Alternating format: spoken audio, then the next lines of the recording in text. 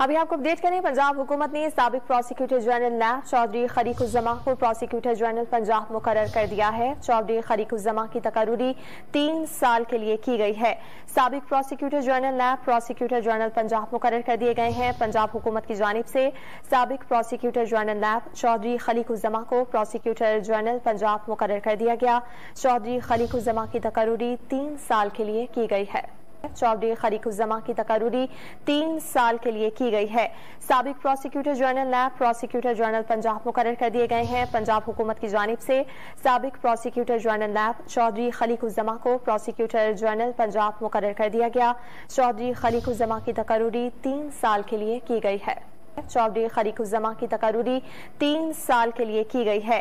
साबिक prosecutor general नैब prosecutor general Punjab मुकर्रर कर दिए गए हैं। पंजाब हुकूमत की जानिब से साबिक प्रोसिक्यूटर जनरल नैब चौधरी खलीकुज़्ज़मा को प्रोसिक्यूटर जनरल पंजाब मुकर्रर कर दिया गया।